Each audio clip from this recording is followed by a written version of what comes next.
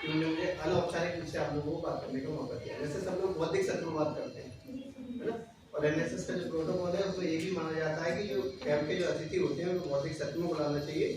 और उसके पीछे कारण ये रहता है कि सुबह से लेकर हमारी दिनचर्या फिक्स रहती है, लेकिन जो बौद्धिक का समय रहता है वो समय रहता है जब हम लोगों से उनके अनुभव सुनते हैं और उनसे सीखते हैं। सब लोगों का आपको परिचय मिला होगा, लेकिन शायद मेरा परिचय मैडम ने लिया, उन्होंने कह दिया मैं खुद परिचय लेता हूँ। मैं कोशिश करूँगा परिचय भी होता रहे और आप लोगों से बातचीत करें, ठीक है। बेटा ध्यान रखना, जब कोई महत्वपूर्ण बात लगे ना तो कैमरा चालू करना, ये फालतू बात तो बहुत देर तक करना। अच्छा कितना देर सुनना चाहते हो?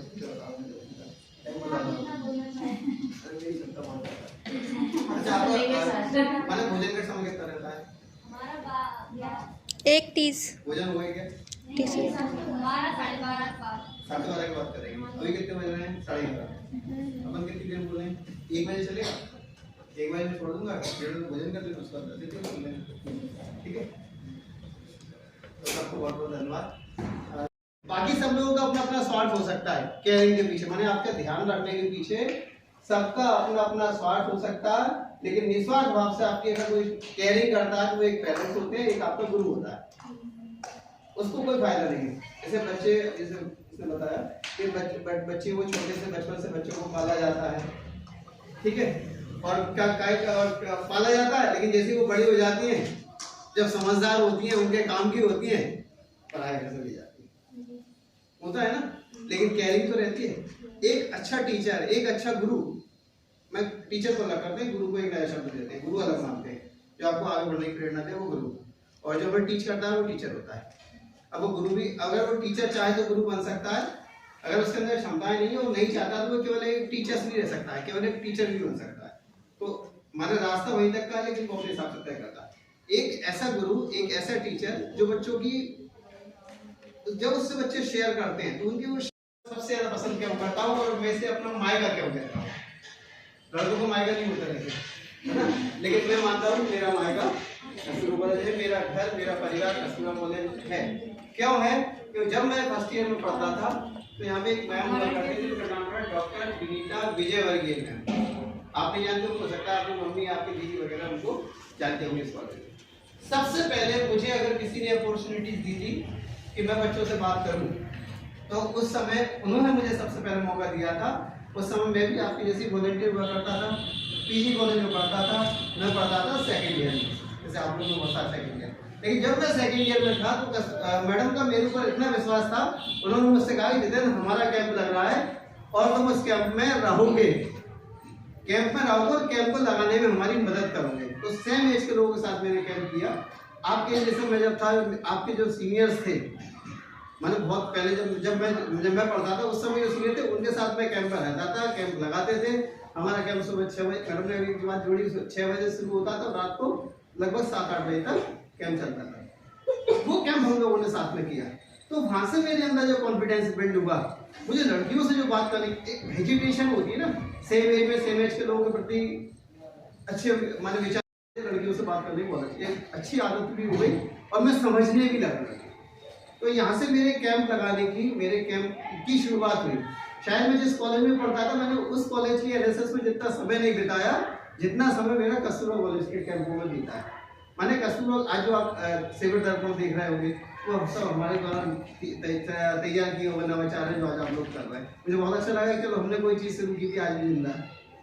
तो मेरा मायका, मेरा घर है। मैं मैडम को बहुत बहुत धन्यवाद देता हूँ कि उन्होंने मुझे इस लायक बनाया कि मैं आज कैंपों में बात कर पा रहा हूँ। अच्छा, तो मध्य प्रदेश में आप किस जगह से? तो कहते हैं अरे मैं तो गुना से हूँ। आप गुना से? मैं भी तो गुना से हूँ। फिर अपन कहें भैया किस मोहल्ले में रहते थे आप? अरे आप वो एक असल आपने सुना होगा भार्गव। अरे भार्गव कॉलोनी तो मैं भी रहती हूँ। अच्छा, आप किस घर के पास में रहते थे?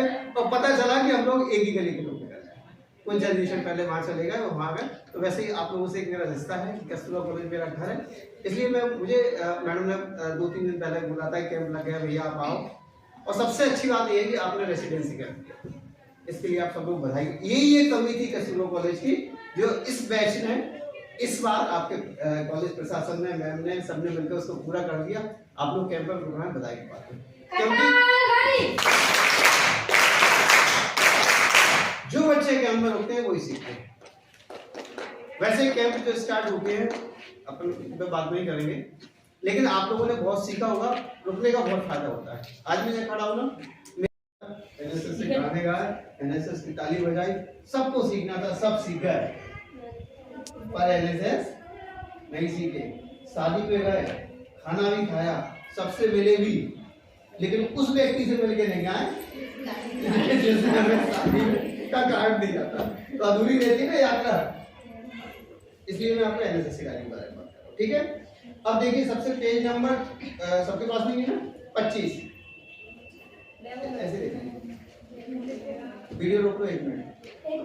एनएसएस में 2 तरह की गतिविधियां होती हैं, एक होती है नियमित गतिविधि, एक होती है विशेष गतिविधि। तो आप पेज नंबर 25 पे जो एक्टिविटीज देख रहे हैं ना, ये है नियमित गतिविधि, जिसे इंग्लिश में कहते हैं रेगुलर। इसमें भी देखिए आपको एक लाइन दिख रही होगी, बॉक्स बन रहा होगा 35 मिल रहा है। इसमें लिखा है पहला दिन, दूसरा दिन, तीसरा दिन, चौथा, 5, 6, 7 लिखा है ना। इसे कहते हैं विशेष गतिविधि और इसे कहते हैं स्पेशल एक्टिविटीज, ठीक है। वो रेगुलर एक्टिविटीज थी और जो स्पेशल एक्टिविटीज, माने कैंप हमारा जो होता है वो काय में आता है, स्पेशल एक्टिविटीज में आता है। आपका कैंप कितने दिन का है?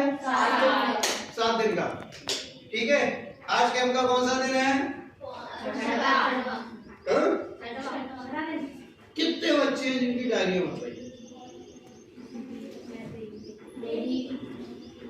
नहीं, अभी हो सकता है कुछ लोगों से भरने की मना कर रही हो, लेकिन एक्चुअल में अगर हम कैंप कर रहे हैं, आप मुझे आई होप, मुझे आशा है, मुझे उम्मीद है कि आप अगली बार जब कैंप करेंगे तो आपको ये चीजें, मैं क्योंकि मैम तो सुन नहीं रही ना, आप लोग गाइड करेंगे, गाइड्स मतलब उनको बताएंगे कि सर आए थे, आपने बुलाया था, उन्होंने ऐसा ऐसा बताया था, तो उनको मेंटेन करते, क्योंकि एक अकेला व्यक्ति कैंप नहीं करा सकता, ठीक है। व्यवस्था बहुत सारी रहती है, माँ बाप 1 या 2 बच्चे नहीं संभाल पाते, स्पेशली लड़कियों को मैं मैम की हिम्मत की दाद देता हूँ, 35, 30, 40 लड़कियों को संभाल के बैठी है यहाँ पर आज के समय। एक लड़की जब घर से जाती है, माँ बाप को टेंशन लेती है, पता जब तक आने जाती है, ओके रिपोर्ट नहीं जाती शाम तक की, पता नहीं क्या होगा, है ना।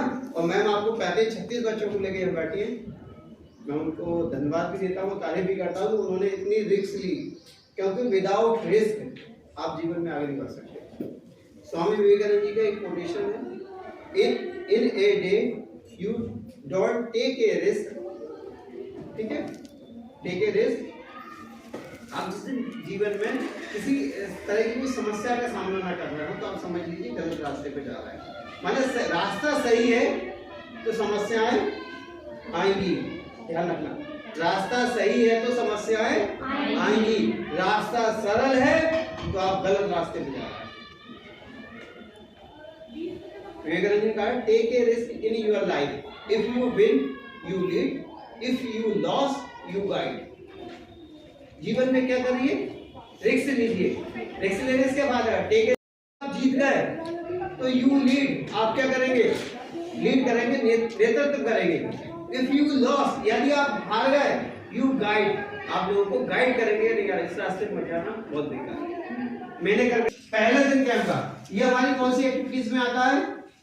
विशेष गतिविधियों में आता है। और साथ और हमारी एक डायरी 2 साल चलती है बस।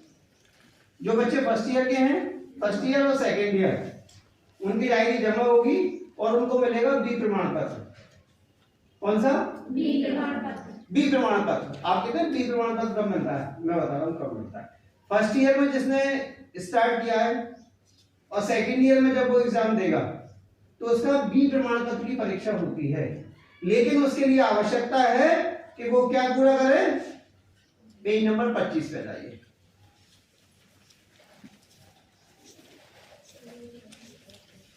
मैं जीवाजी विश्वविद्यालय को बहुत बहुत धन्यवाद देता हूँ, बहुत समय बाद उन्होंने डायरी भेजी, मैं डायरी के हाथ में लेके बात कर रहा हूँ। ये आ गया।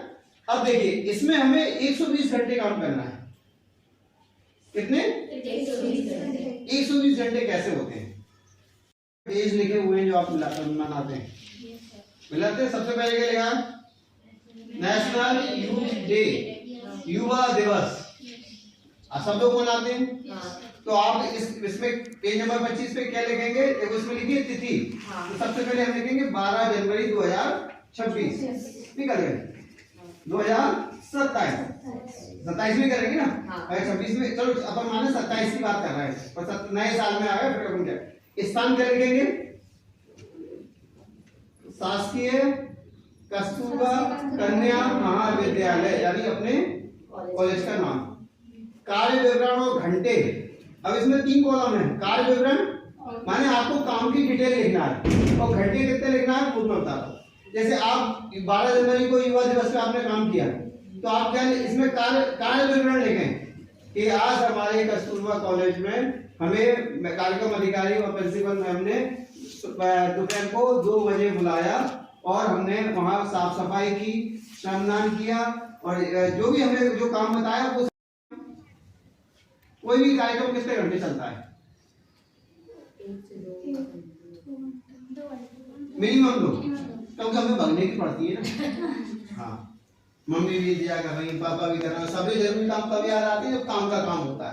फालतू बैठे होते मोबाइल चलाने में टाइम की याद किसी को नहीं आती कि 1 घंटा हुआ है कि आधे घंटा हुआ है कि 2 घंटे हुआ है। लेकिन कोई काम कर पढ़ रहे हो ना, चिंता रहती है, अच्छा मैं आधे घंटे से पढ़ लिया, अरे यार बहुत पढ़ लिया। तो मोबाइल चलाने में कभी नहीं लगता कि आधे घंटे पढ़ा कि 1 घंटा पढ़ा। तो इसमें मान लीजिए 3 घंटे, क्योंकि अगर अच्छे लोगों के लिए अगर आधे घंटा ऊपर नीचे किया जा रहा है तो कोई बुराई नहीं है, क्योंकि आपको कितने घंटे कंप्लीट करना है? 120। तो आपके कितने घंटे काउंट हो गए यहाँ पे? 3 घंटे। ठीक है, फिर इसके नीचे ही, क्योंकि हमें कितने काम करना है इसी डायरी को मेंटेन करना है ना। फिर मानो 12 जनवरी के बाद अगली बार हम मिले रिपब्लिक डे 26 जनवरी पे, फिर नीचे डेट डाल दो 26 जनवरी क्या मनाते हैं हम? ठीक है, सांस्कृतिक कार्यक्रम की प्रस्तुतियां दी, समय 2 घंटे, कितने घंटे हो गए? 5। ऐसे करके हमें फर्स्ट ईयर में और सेकंड ईयर में अलग अलग डायरी मिलती है, ऐसा ध्यान रखना। मैं 2 1 कह रहा था ना, लेकिन इसमें कितने घंटे भरना है? 120 घंटे आपको इसमें फर्स्ट ईयर में कंप्लीट करना है और 120 घंटे हमें सेकंड ईयर में सेम टू सेम। जैसे ही इसमें जो कार्यक्रम लिखे हैं ना, इन्हीं कार्यक्रमों को लेके इसमें पूरे कितने घंटे काम करना है हमको? 120। जो बच्चा कैंप के जो नियमित गतिविधियों के 120 घंटे काम कर लेता है, उसी बच्चे को 7 दिवसीय शिविर में आने की अनुमति होती है, नहीं तो उसे अनुमति कैंप में नहीं ला सकते। क्यों नहीं ला सकते? जो व्यक्ति 12 जनवरी से मेहनत कर रहा है वो एनएसएस के बारे में ज्यादा जानेगा या वो व्यक्ति जो केवल कैंप में जाएगा वो ज्यादा जानेगा? आप कहेंगे करताल ध्वनि तो सकल देखेगा, ये क्या है? क्योंकि वो फर्स्ट टाइम बैठा है। ये सारी एक्टिविटीज को आप वहां कर रहे हैं ना, कहां पर? अपने कॉलेज में, तो वहां पे ये सारी चीजों को आप सीखेंगे। इसलिए आपकी नॉलेज, क्योंकि आपने इतने 120 घंटे काम, जिस व्यक्ति ने 120 घंटे काम एनएसएस में किया वो समझता है कैंप क्या है, एनएसएस क्या है, एनएसएस में गतिविधियां क्या होती है, उसकी सब समझ होती है। वो मैडम के सारे वो समझता है कि मैडम ने ऐसे देख लिया मतलब मुझे पानी लेके आना है, कब चाय लेके आना है। वो टीम बन के काम करता है। क्या बन के? बोझ बन के काम नहीं करता। और नया व्यक्ति आता है तो मैडम का ध्यान भी उसी तरफ रहता है, ये नहीं बैठी पीछे और खाली बैठी तो जरूर गलत बजाएगी रहता है ना, टेंशन तो रहेगी ना अपन को, वैसे मैम को टेंशन रहती है। ठीक है बेटा, बस जिन्होंने एनएसएस के बारे में एक विचार था, उस विचार को लेके जिन्होंने भारत सरकार को ये सलाह दी कि भारत सरकार से कहा कि देश की आजादी के बाद देश के युवाओं के लिए कोई एक ऐसा संगठन होना चाहिए जो शिक्षा के साथ साथ युवाओं को समाज सेवा करने के लिए प्रेरित करे। उस समय सरकार में थी इंदिरा गांधी। ठीक है, नेहरू जी के बाद इंदिरा गांधी। तो उन्होंने, इंदिरा गांधी ने उनसे ये कहा, मैं बात कर रहा हूं डॉक्टर एसएन सुब्बाराव जी, नाम लिख लीजिए, डॉक्टर एसएन सुब्बाराव जी, जो एक समाज सेवी थे, एक फ्रीडम फाइटर थे। उन्होंने, सुब्बाराव जी, जिन्होंने भारत सरकार को यह पत्र लिखा कि युवाओं के लिए कोई ऐसी योजना या एक स्कीम चलाना चाहिए जिससे बच्चे शिक्षा के साथ साथ समाज की सेवा से भी जुड़ सके, क्योंकि भारत को आजाद होने के बाद भारत में अनेक प्रकार की समस्याएं थी जिससे भारत जूझ रहा था। तो और उनका विश्वास किसमें था? युवाओं पे, कि मेरे देश के युवा सारी समस्याओं को हल कर सकते हैं। तो उन्होंने इंदिरा गांधी को एक पत्र लिखा, उन्होंने कहा कि इस तरह की योजना होना चाहिए। इंदिरा गांधी ने कहा कि उनको सब लोग प्यार से भाई जी कहते थे, और जो भाईजी नाम था उनको डाकुओं ने दिया था, क्योंकि चंबल में 654 डाकुओं का जो समर्पण हुआ था वो डॉक्टर एस.एन. सुब्बाराव जी ने कराया था। किसने कराया था? आप जिन बड़े डाकुओं के नाम आप घर वालों को पूछना, मोहर सिंह, माधव सिंह, फलाना सिंह, जय सिंह, मलकान सिंह, ये जो बड़े बड़े उस समय के जिनसे पूरे मध्य प्रदेश, राजस्थान, उत्तर प्रदेश, महाराष्ट्र वहां की पुलिस परेशान थी। अगर कोई चंबल साइड आए तो देखना बीहड़ होते हैं। बीहड़ माने मिट्टी के पहाड़, और उनमें जब डाकू जाते थे तो पुलिस उनको पकड़ नहीं पाती थी। ऐसे डाकुओं का समर्पण 654 डाकुओं का समर्पण डॉक्टर एस.एन. सुब्बाराव जी ने कराया और उन्होंने भारत सरकार से कहा कि कोई ऐसी योजना या कोई ऐसी स्कीम तैयार करो जिससे बच्चे शिक्षा के साथ साथ बच्चे समाज की गतिविधियों से भी जुड़ सके। तो इंदिरा गांधी ने उनसे ये कहा कि आप ही इसकी तैयारी कीजिए और इसके बारे में कुछ विचार रखिए। फिर सुब्बाराव जी ने एनएसएस का कॉन्सेप्ट बनाया, पढ़ाई के साथ साथ कैसे जोड़ा जाए, और ये पूरा बना के, क्योंकि उस कमेटी के मेंबर सुब्बाराव जी थे तो उन्होंने जो कमेटी के जो अध्यक्ष बनाए थे उनको ये पूरा मैटर दे दिया था। और आप सबको पता है 24 सितंबर 1969 को, ठीक है ना, इसमें देखो एनएसएस डे कब आता है? 24 सितंबर सही ना। तो एनएसएस डे क्यों मनाया जाता है? 24 सितंबर 1969 को क्या बना? राष्ट्रीय सेवा योजना ने जन्म लिया, भारत सरकार ने इसको मंजूरी दी। इसके बाद आप किताब में पढ़ सकते हैं। लेकिन 1969 में जब सुब्बाराव जी ने कहा और भारत सरकार ने ये कहा कि ये योजना का लाभ केवल उन विद्यार्थियों के लिए मिलेगा जो स्कूल या कॉलेज में रेगुलर पढ़ते हैं। लेकिन सुब्बाराव जी ने कहा कि ऐसे युवा जो किसी स्कूल कॉलेज में नहीं पढ़ते या जिनकी पढ़ाई खत्म हो गई है, वो राष्ट्र के लिए कैसे क्या करेंगे? इसके लिए क्या हो सकता है? सुब्बाराव जी ने कहा ठीक है, सरकार ने पढ़ने लिखने वाले युवाओं को तो योजना बना दी। सुब्बाराव जी ने उसी समय एक नई योजना बनाई और उसको नाम दिया राष्ट्रीय युवा योजना। चूंकि राष्ट्रीय सेवा योजना, इसे हम क्या कहते हैं? NSS, national service scheme. और उसी समय सुब्बाराव जी ने सेम टाइम में एक और योजना बनाई, उसको नाम दिया राष्ट्रीय युवा योजना। ये देखो मैं डायरी आपको इक्वलिटी बता रहा हूँ, सिर्फ प्रूव कर रहा हूँ। ये राष्ट्रीय युवा योजना की डायरी है और ये एनएसएस की डायरी है। क्योंकि ये किसके लिए थी? स्कूलों में पढ़ने वाले रेगुलर विद्यार्थियों के लिए। लेकिन ऐसे बच्चे जिनकी पढ़ाई खत्म हो गई हैं या पढ़ाई होने के बाद अब उनको समाज सेवा की आदत पड़ गई, अब वो कहाँ जाके काम कर रहे हैं? अगर कॉलेज में जाके काम करेंगे तो मैडम सर क्या करेंगे? नहीं, आपको हमारे पास 50 बच्चों का वो आता है, इतने बच्चे रहते हैं, आप बताइए। ठीक है, तो उनका ये वाली योजना लेके आओ, राष्ट्रीय युवा योजना। सेम है। इसमें क्या है? जो इसमें अब देखो साइज देखो, आप कंपैरिजन बता रहा हूँ। इसमें गीत लिखे ना, इसमें बहुत गीत लिखे।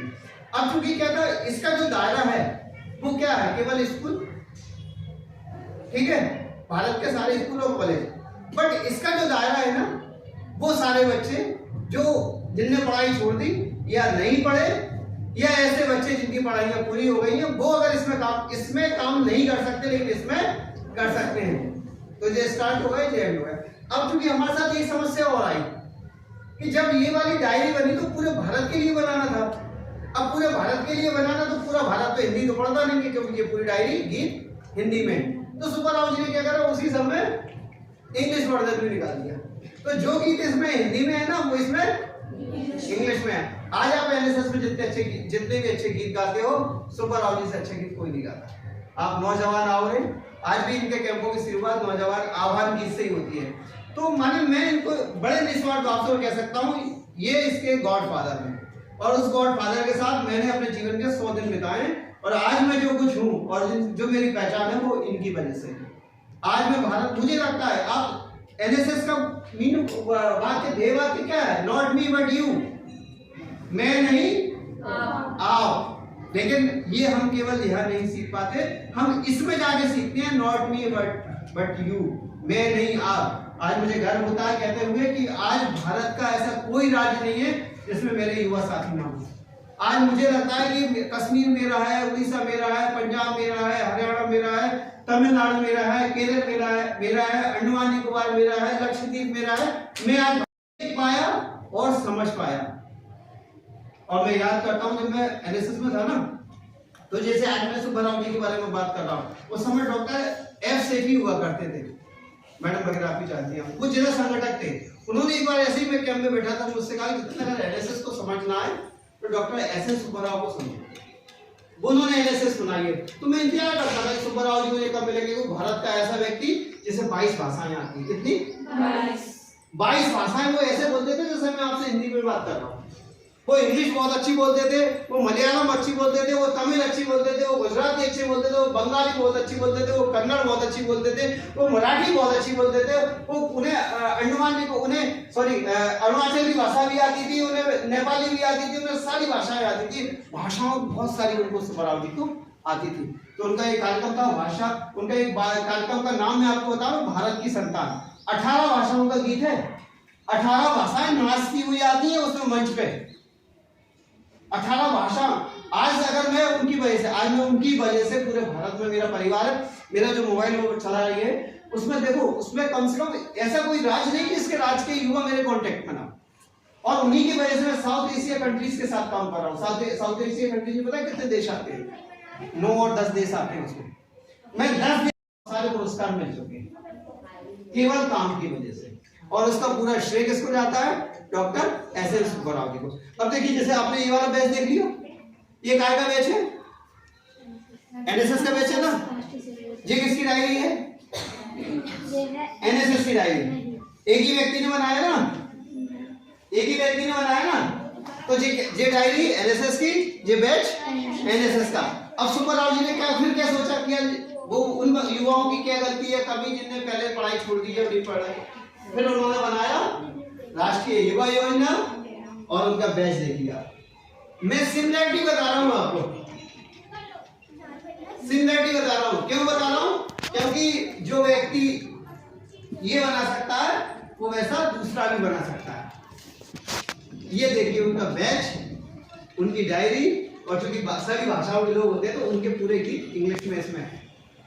आप जो नारे लगाते हो सब उनके लगाए। मैं सम्मान, मानव मानव एक समान, सब धर्मों का हो सम्मान, मानव मानव एक समान, युवा शक्ति की कामना, सद्भावना सद्भावना, युवा शक्ति की कामना, सद्भावना सद्भावना, हिंदू मुस्लिम सिख ईसाई, भारत माँ के सभी सिपाही, हिंदू मुस्लिम सिख ईसाई, भारत माँ के सभी सिपाही, हाथ लगे निर्माण में, नहीं मानने नहीं मानने, भिन्न भाषा भिन्न देश, भारत अपना एक देश, देश की रक्षा कौन करेगा? हम करेंगे हम करेंगे, देश की रक्षा कौन करेगा? हम करेंगे हम करेंगे, देश के लिए कौन जिएगा? हम जिएंगे हम जिएंगे, देश के लिए कौन जिएगा? हम जिएंगे हम जिएंगे, बोलो भारत माता की जय जय जय।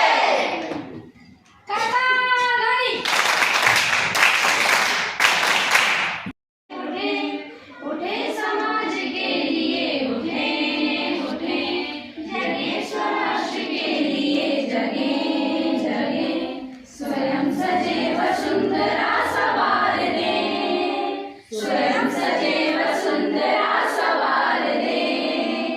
हम उठे उठेगा जग हमारे संग साथियों, हम बढ़े तो सब बढ़ेंगे अपने आप साथियों।